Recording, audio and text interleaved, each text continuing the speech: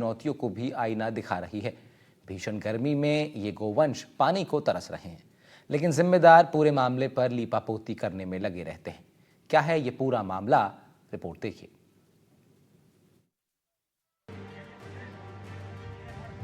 सायला उपखंड के दुधवा गौशाला में जल संकट देखने को मिल रहा है और इसका बड़ा कारण ये है कि पीएचईडी विभाग के ठेकेदार की तरफ से पंपिंग सिस्टम की मरम्मत नहीं की गई है, जिससे नियमित जलापूर्ति बाधित हुई है। साथ ही नर्मदा से जलापूर्ति अनियमित हो गई है। यहाँ कभी पानी रात को 12 बजे आता है तो कभी 2 बजे, वो भी सिर्फ आधे घंटे के लिए। गौशाला संचालक ने कई बार इसकी शिकायत भी की, लेकिन प्रशासन की लापरवाही से यहाँ पानी की किल्लत बनी हुई है।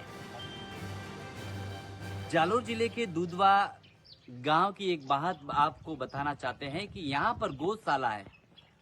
रामदेव गौशाला में पिछले लंबे समय से पानी की समस्या को लेकर यहाँ पर बेजुबान जो गोवंश है वो प्यासे हैं। साथ ही साथ लोगों का यही कहना है कि अधिकारियों को कई बार अवगत करवाया है, लेकिन यहाँ पर जो पानी की समस्या का निस्तारण नहीं हुआ है।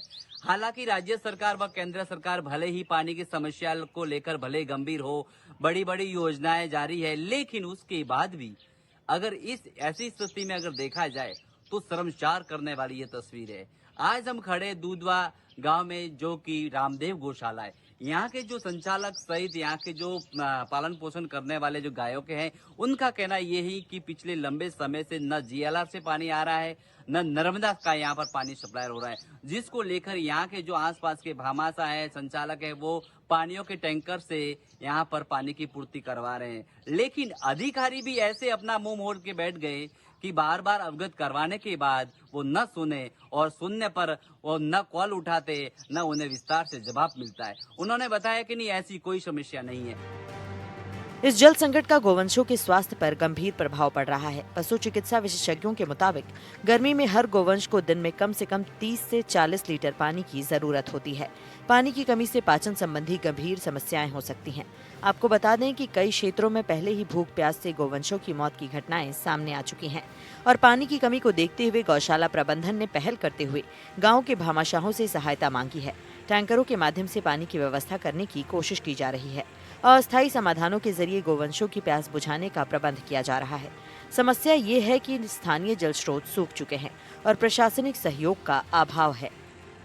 हाल ही में हमने यहाँ पर पहुंचकर JN से बात करने की कोशिश की, तो उन्होंने बताया कि नहीं, ऐसी कोई समस्या यहाँ पर नहीं है। 2 दिन पहले ही हमें शिकायत मिली है। लेकिन गौशाला संचालक सहित यहाँ के जो ग्रामीण हैं, उन्होंने बताया कि 10 से 15 दिन हो चुके, लेकिन अब तक हमारे इस गौशाला में पेयजल की व्यवस्था है वो सुचारू रूप से शुरू नहीं हुई है। हालांकि पास ही में 40 मीटर के दायरे में यहाँ पर GLR पीएचडी विभाग द्वारा एक ट्यूबवेल बनाया गया है, लेकिन उसका पंपिंग सिस्टम खराब होने से यहाँ पर बड़ी परेशानी का सामना करना पड़ रहा है। लोग आज यहाँ पर जो संचालक है, आसपास के लोग भी है, भामाशा है, वो यहाँ पर एकत्रित हुए और उनसे बात कर रहे हैं कब से ये समस्या आपके यहाँ पर है, और आपने अधिकारियों को अवगत करवाया तो उनसे आपको क्या आश्वासन मिला? क्या नाम है आपका? सर इजबाराम चौधरी मेरा नाम है। हाँ, गौशाला देख रहा कर रहा हूँ सर।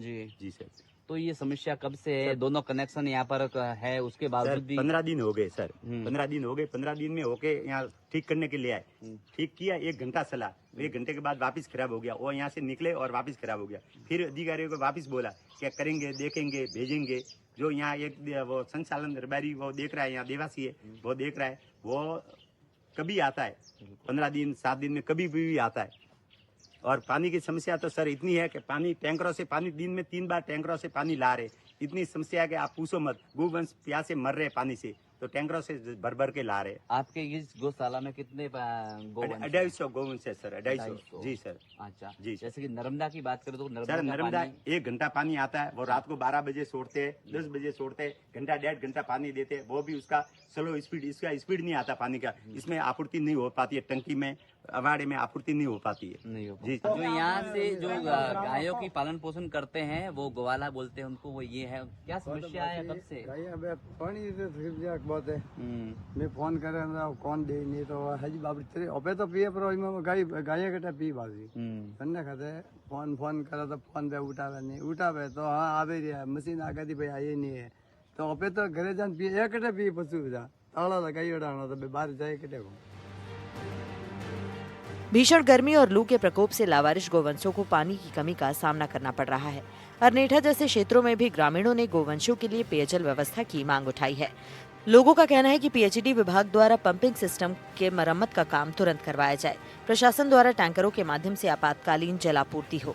नर्मदा जल प्रोजेक्ट की आपूर्ति को नियमित किया जाए। साथ ही गौशालाओं के लिए जल संचयन प्रणाली विकसित की जानी चाहिए। दुधवा गौशाला का ये संकट न सिर्फ पशु कल्याण का सवाल है, बल्कि हमारी सामाजिक संवेदनशीलता और प्रशासनिक जवाबदेही पर भी बड़ा सवाल उठा रही है। बिल्कुल, बड़ी गर्मी को लेकर बड़ी समस्या है, बड़ी विपदा भी है, पर इन बेजुबानों की कौन सुने। ये तो आखिर में सरकार भले बड़ी बड़ी बातें करती हो, लेकिन बेजुबान अगर पानी के लिए तरसे तो वाकई में सरकार के लिए भी एक सवालिया निशान जरूर बनता है। कुछ और लोग हैं, उनसे बात करेंगे। क्या बताएंगे आप? हम भी बताते हैं गौशाला में पानी की कमी है तो कहाँ भर्ती करेंगे, कितना भी टैंकर लाएंगे भी 250 गायों के लिए दिन में 3 बार लाएंगे तो भी धूप में पानी की कमजोरी के हिसाब से गाय बीमार भी हो सकती है। इसलिए मैं बोल रहा हूँ। आप क्या कहेंगे? आप? पानी नहीं आ रहा है, जो विशेष प्रार्थना है सबको बोल के पानी चालू करवाइए। बिल्कुल, देखिए मैं आपको बताना चाहूंगा कि मेरे चौर जो ये हैं गायें हैं, देखिए तो गायें धूप में खड़ी है, यानी कि गौशाला की ओर से पर्याप्त व्यवस्था यहाँ पर की गई है। लेकिन सबसे बड़ी जो बात है वो पानी की है, जो कि पानी की समस्या पिछले लंबे वक्त से लड़खड़ाने के कारण इन बेजुबानों को पानी की बड़ी समस्या है। हालांकि गौशाला संचालक सहित गांव के जो भामाशा है उनके द्वारा पानी के जो टैंकरों के माध्यम से इनको पानी पिलाया जा रहा है और यहाँ पर गौशाला में पूर्ति की जा रही है।